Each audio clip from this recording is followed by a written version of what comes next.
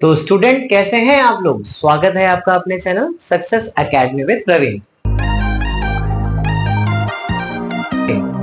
तो बेटा आज हमारा टॉपिक होने वाला है अलंकार, जो कि 9th क्लास के बच्चों का बहुत इंपॉर्टेंट टॉपिक है। वैसे 10th के लिए भी बहुत इंपॉर्टेंट है, लेकिन आज का जो हमारा वीडियो रहने वाला ना बेटा, वो 9th क्लास से रिलेटेड होने वाला है, क्योंकि उनके पेपर में सिर्फ 3 ही अलंकार हैं। बहुत इंपॉर्टेंट भी और बहुत ईजी भी है।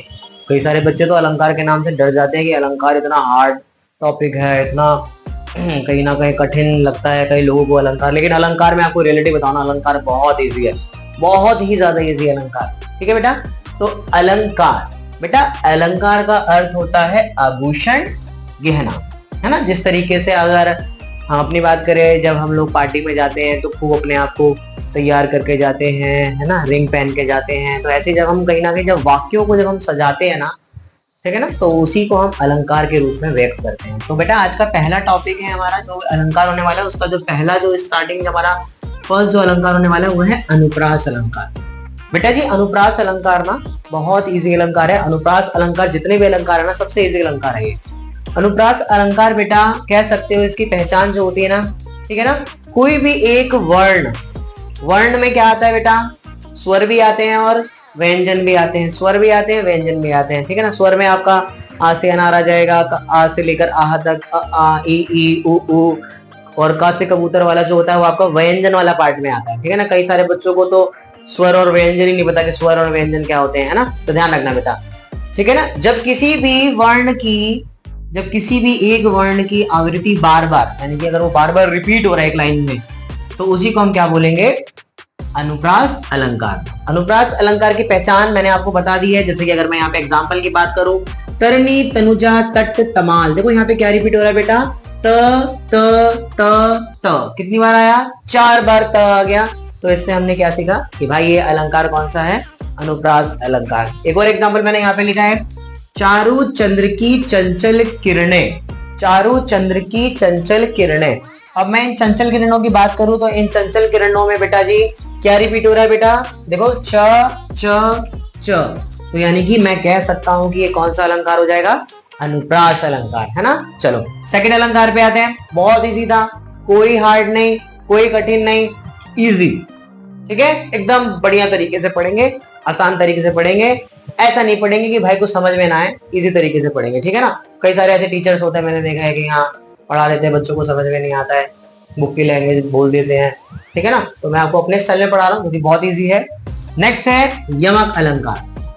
बेटा जी यमक अलंकार का भी जो कहीं ना कहीं जो पहचान है वो भी बहुत इजी है।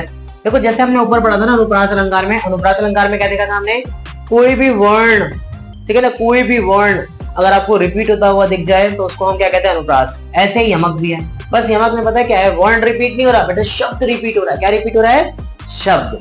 देखो कैसे, जैसे अगर मैं बात करूं, काली घटा का घमंड घटा, है ना, तो यहाँ पे कितनी बार आ गया घटा बेटा जी, 2 बार आ गया। कितनी बार आ गया, 2 बार। तो ऐसे ही अगर एक वाक्य में, एक लाइन में अगर आपको इस तरीके से सेम शब्द दिख जाए 2 बार, तो समझ जाना कि वो कौन सा अलंकार है, वो आपका यमक अलंकार है। ऐसे ही नेक्स्ट एग्जांपल देखो, 3 बेर खाती थी वह 3 बेर खाती है। तो यहाँ पे क्या रिपीट हो रहा है बेटा, बेर, है ना। क्या रिपीट हो रहा है, बेर, है ना। अब कई सारे बच्चे बोलेंगे 3 बेर रिपीट हो रहा है, कोई बात नहीं, 3 भी देख लो, बेर भी देख लो, है ना। ये 2 बार आ गया तो समझ जाओ कौन सा अलंकार है, यमक अलंकार है।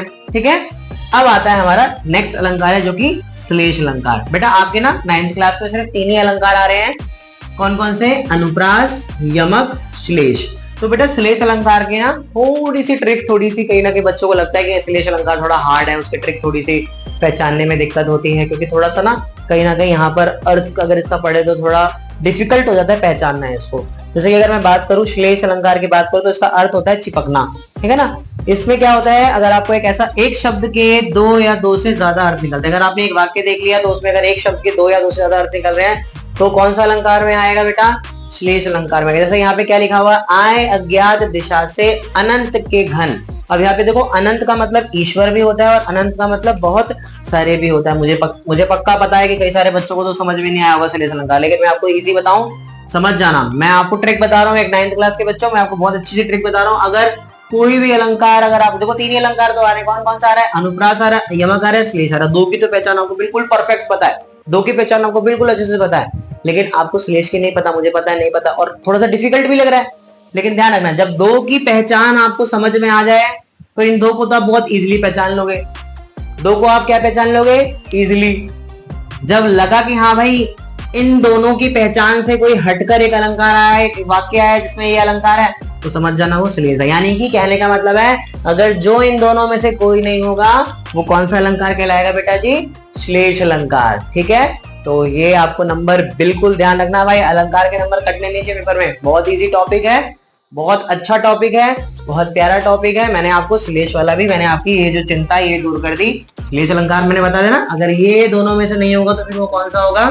श्लेष होगा। ठीक है बेटा, अगर आपको वीडियो अच्छी लगी हो बेटा तो प्लीज वीडियो को लाइक और सब्सक्राइब करना ना भूलें, और इसी तरीके से प्यार देते रहिए। Love you.